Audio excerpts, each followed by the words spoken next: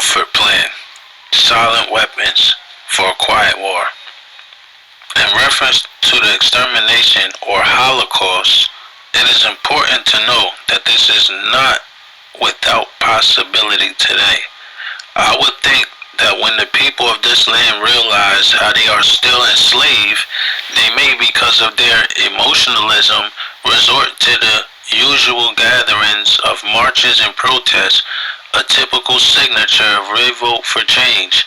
I, however, urge that they do not turn to these emotional activities that are absent of fact and not founded in proper civics, as there is a plan for control of such activities. That plan is called the King Alfred Plan, Rex 84. It has been in effect for a long time, documented in 1947, and is coined the Silent Weapons for a Quiet War. The Homeland Security Act is an extension of that plan. Do not resort to marching in the streets against these inequities. Do not resort to nationalizing yourself and your country.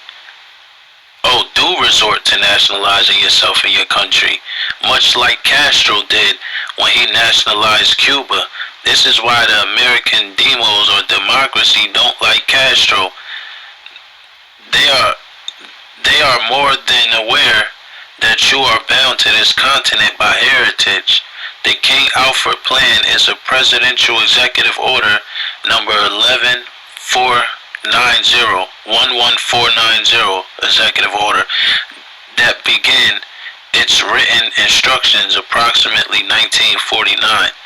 The following are excerpts from that plan. Memo, National Security Council. The minority has adopted an almost military posture to gain its objective, which are not clear to most Americans. It is expected, therefore, that when those objectives are denied, the minority racial war must be considered inevitable. When that emergency comes, we must expect the total involvement of all 22 million members of the minority, men, women, and children. For once this project is launched, its goal is to terminate once and for all the minority threat to the whole of the American society and indeed the free world. Chairman, National Security Control. Preliminary Memo, Department of Interior. Under King Alfred, the nation has been divided into 10 regions. See accompanying map.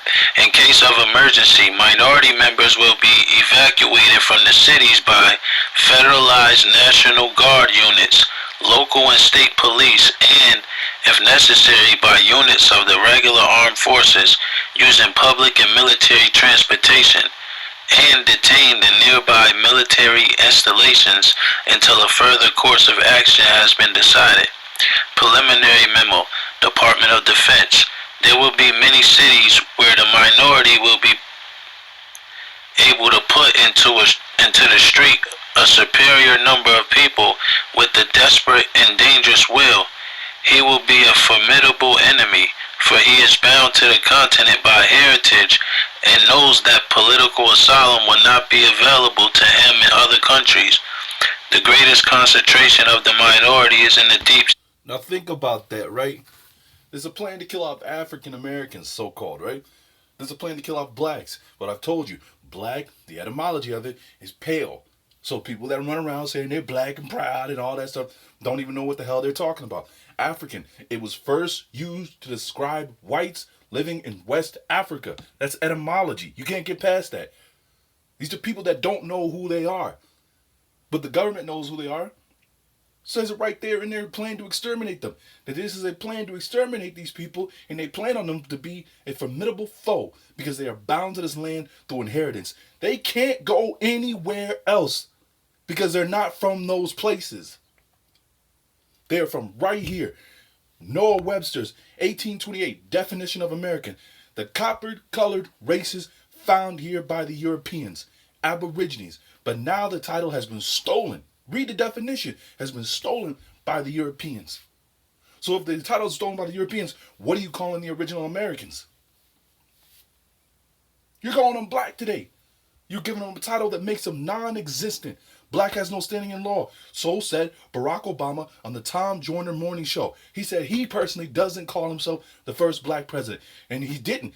Go back and watch when he addressed Kenya. He calls himself a Kenyan American. He can go back to Kenya if something ever happens. South, the Eastern Seaboard, the Great Lakes region, and the West Coast. For those who have always thought there was a conspiracy against minorities, you are so correct. The operative question to ask is, are you a minority? People who are not a minority don't think with minority minds, and upon discovering that minority is a legal terminology for those who cannot think for themselves. Minors.